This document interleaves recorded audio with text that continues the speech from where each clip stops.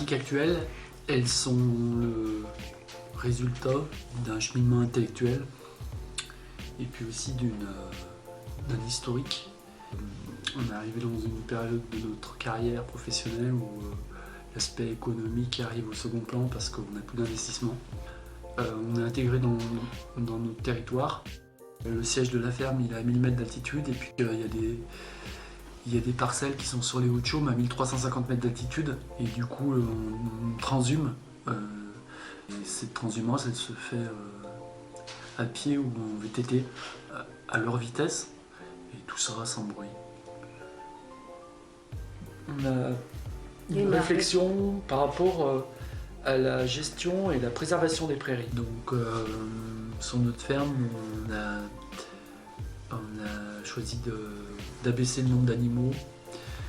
L'idée c'est que la prairie elle se renforce.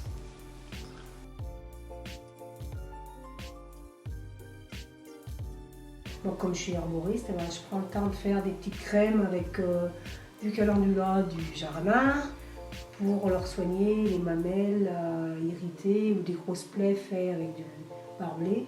Non seulement je me fais plaisir en le faisant, mais ça fonctionne bien et voilà, et ça donne du sens à mon travail et il y a des résultats, donc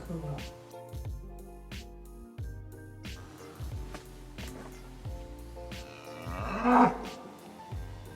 Peut-être qu'au niveau il soit en libre service sous la mamelle de la vache. Pour plusieurs raisons, pour leur bien-être à eux, d'une part, et pour faciliter notre travail. Et puis il y a aussi toujours une répercussion économique, c'est-à-dire pas d'achat de seaux pour leur donner à boire et de tétines, voilà.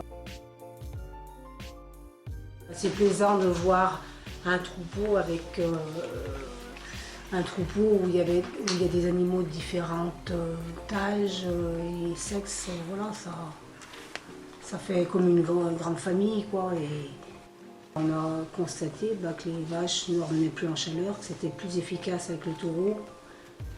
Et on voit qu'il y a des liens qui se créent entre les animaux et de l'apprentissage qui se fait par le biais des animaux plus âgés ou des animaux les plus jeunes.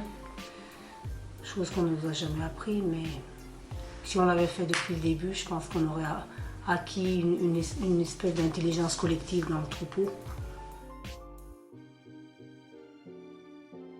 Donner du sens à ce qu'on fait, en prenant le temps de le faire, et surtout de faire les choses avec conscience, et puis d'être au service de nos animaux.